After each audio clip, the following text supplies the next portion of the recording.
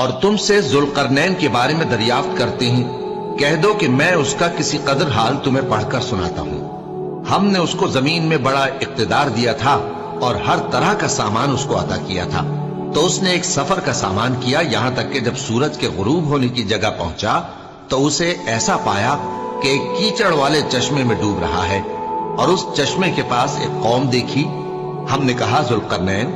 تم ان کو خواہ تکلیف دو خواہ ان کے بارے میں بھلائی اختیار کرو، دونوں باتوں کی تم کو قدرت ہے۔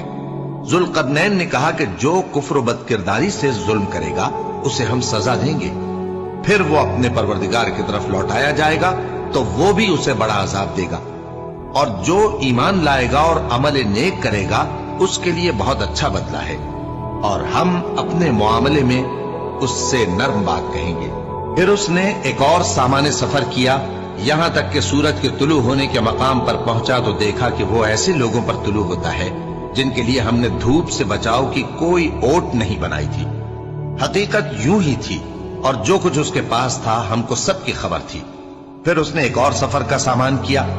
یہاں تک کہ دو اونچے سیدھے پہاڑوں کے درمیان پہنچا تو دیکھا کہ ان کے اس طرف کچھ لوگ ہیں کہ بات کو سمجھ نہیں سکتے۔ ان لوگوں نے کہا کہ اے ذوالقرنین،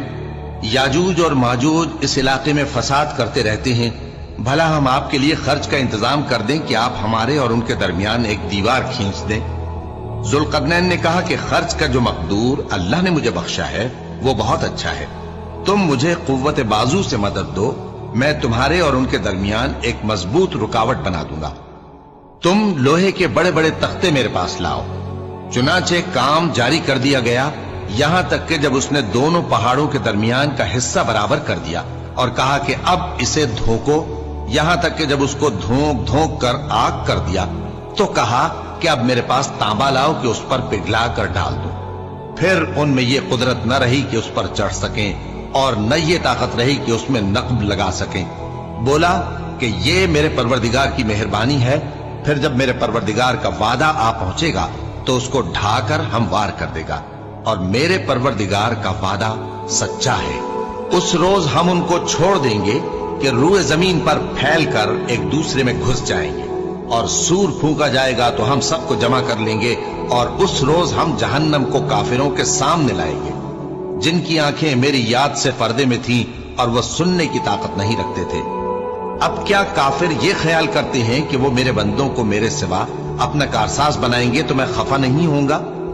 ہم نے ایسے کافروں کے لیے جہنم کی مہمانی تیار کر رکھی ہے۔ کہہ دو کہ ہم تمہیں ایسے لوگ بتائیں جو اعمال کے لحاظ سے بڑے نقصان میں ہیں۔ یہ وہ لوگ ہیں جن کی دوڑ دھوپ دنیا کی زندگی میں برباد ہو گئی، اور وہ یہ سمجھے ہوئے ہیں کہ وہ اچھے کام کر رہے ہیں۔ یہ وہ لوگ ہیں جنہوں نے اپنے پروردگار کی آیتوں کو نہ مانا اور اس کے سامنے جانے سے انکار کیا، تو ان کے اعمال ضائع ہو گئے، سو ہم قیامت کے دن ان کے لیے کچھ بھی وزن قائم نہیں کریں گے۔ یہ ان کی سزا ہے، یعنی جہنم، اس لیے کہ انہوں نے کفر کیا اور ہماری آیتوں اور ہمارے پیغمبروں کی ہنسی اڑائی۔